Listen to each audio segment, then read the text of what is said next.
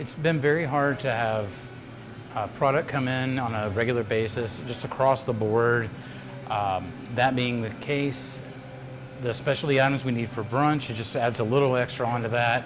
Having staff issues to be able to, for prep, and just having people into work all the time, it's putting a lot of hassle on them, or a lot of pressure on them overall. So it's just better just to take it away for the time being, hopefully temporarily, at least until we can get back to some sense of normalcy. For the last year and a half, we've been struggling of actually trying to keep everything going as normal as you can. But it's just, everything comes to a head.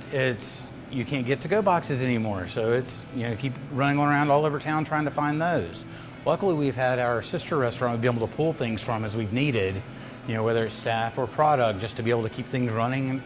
But it just gets to a point where you can't do that constantly. And it's becoming very difficult and hard to be able just to keep it running on a weekly basis. We hate to have to do it, but it's so hard just to keep running and just trying. No matter what you do, it's just, every week it's one thing on top of another.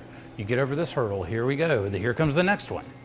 So it's like suddenly you can't get to-go cups like you need, but oh wait, well we had those last week, but you didn't have to-go boxes. We got those this week, we can't get them next week. You never know, it's constantly something's gonna run out. The hours are gonna be the same, we will still be open during those exact same hours. We're not changing any of that. But it's just that specialty menu, it makes it a little extra pressure on there, just to be able to take that off. We'll still be open, to be able to come in and get your cocktails. Our staff that we have right now is amazing. They're always coming in, they'll help us work extra shifts and stuff, but we don't want to put them, just run them ragged. Getting people to try to come in and fill out applications. Like let's say we have 40 people apply.